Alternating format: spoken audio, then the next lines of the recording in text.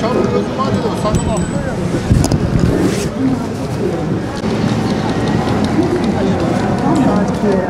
Kolay gelsin.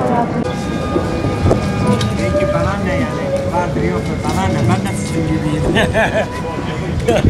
Hani bana yoktur, başkaları var. Şimdi aşı var.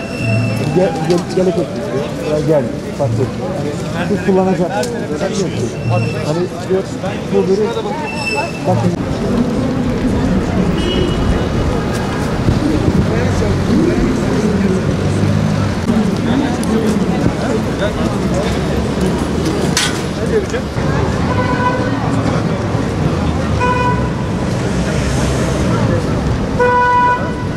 Yani Allah-u Teala bile kitabında önleminizi alın diyor. Kuvvetlenin.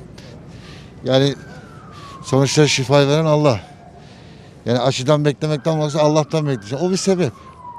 Efendim söyleyeyim. Adam biliyorsun kaç tane kurşun yiyor ölmüyor. Bir kurşun yiyor ölüyor. Yani aşı o da bir Allah'ın nimeti. Önemli olan Cenab-ı Allah bu aşıyla beraber uyanmayı, Cenab-ı Allah'a dönmeyi. Bu bir Allah'ın rahmetidir.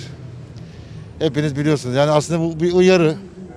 Cenab-ı Allah kuluna zulmetmez. Allah hepimizi doğru eğrisine, doğru itikattan ayırmasın. Uyanıp ona dönmeyi nasip etsin. Allah merhamet sahibi yani. İnşallah düzelecek, bu günler geçecek. Kullanırız. Vatandaş olarak kullanacağız. Bu hepimiz için. Daha çok salgının artmaması için. Bunu bütün dünya kullanacak. Yani siz aşı olurum diyorsunuz. Olurum evet tabii. Evet. Sizce neden? Mesela niçin aşı olmalı? Bu pandemi dünyada yayıldı. Bunun bir şekilde önüne geçilmesi lazım. Bu sebepten dolayı. Ben şu anda aşı kullanmayacağım. Peki neden kullanmayacaksınız? Ya aşının ne derece yani etkili olacağını bilmiyorum. Bilmediğim bir şeyi de kullanmak istemiyorum. Bu konuda yetkililer tam bir bilgi vermedi mi? Ya tam net bilgiyi alamadık yani işin doğrusu yani. Sadece Çin'den gelecek aşı bulundu. Sadece o kadar yani. Bildiğim kadarıyla yani. Onlarca ben şu anda düşünmüyorum. Zaten ben Covid-19'da geçirdim zaten. O yüzden de aşı düşünmüyorum yani. Ya sanırım ihtiyaç hissedene kadar kullanmayacağım. Yani ben eğer kendi yerli aşımız olursa, Türk doktorların yaptığı aşı olursa olurum.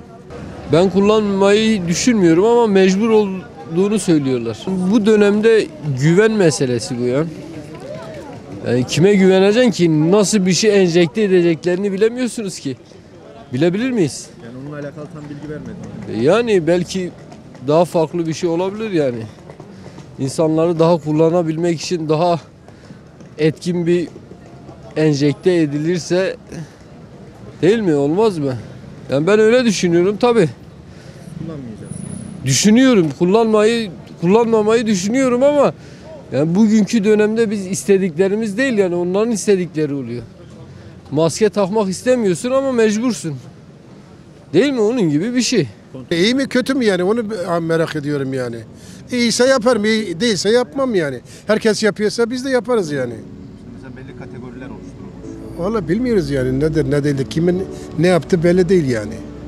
Doğru değil mi yani? Ben kendim hastayım yani bak. Olur mu olmaz mı? Yaptırmam da yani şu anda Allah'a şükür benim işim yok. Niye yaptırayım yani? Evimden çıkmam. Allah ne göstermişse o olur yani. Başka yapacak bir şey yok. Yaptırırlarsa yaparım hiç. Göz yaşına bakmam yaparım yani. Yaparsınız. Peki neden yapacaksınız aşı? En azından bir tedbir inşallah iyi olur diyorum yani. Faydası olur yaparım yani. Başka bir türlü bir şey yok. İnanıyorum ya güveniyorum yani. Test falan yap diyor. Bizim bütün doktorlarımız falan herkes kullanın diyor. Ben de onun için istiyorum yani. Evet. Peki neden kullanacaksınız? Çünkü sağlığım için bir sürü hastalıklara faydası olduğunu söylüyorlar. Ben de sağlıkla ilgili bütün söylenene inanıyorum. İnanıyorsunuz. Evet. O yüzden kullanacaksınız. Bu yüzden kullanacağım. Yani profesörler uygun görürlerse kullanırım. Kullanacaksınız. Yani bu sizce etkili olur mu? Ya mutlaka olmak zorunda yani artık iş çığından çıktı. Sıkıntı şu an Türkiye, dünya. Durum vahim yani. Allah her şeyin hayırlısını nasip etsin. İnşallah herkes için iyi olur. Kullanacağım. Kullanmaya da gayret ederiz yani. İnşallah en kısa zamanda çıkar. Kararsızız onunla. Yani kullanıp kullanmayacağımıza karar veremiyoruz. Yani korkuyoruz. Tehlikeli olduğunu düşünüyoruz. Ondan dolayı. Şimdi bilmediğimiz bir aşı. Ya yetkililer dedi ki gelecek aşı buraya 15 gün kendimizden şey yapacağız. Ondan sonra vurulmaya başlayacak.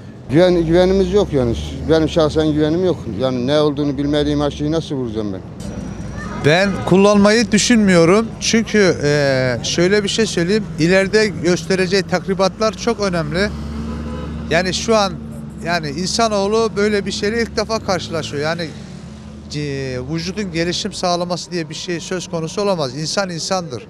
Yani bu yani erkeğin hamile olmasına öncülük edecek bir tip bir aşı gibi bir şey düşünüyorum ben. Yani nasıl olacak ki ileride bir şey yapmasın, hastalık kapmayacaksın. Ben böyle bir şeye inanamıyorum. Yani kendim aşı olmak istemiyorum.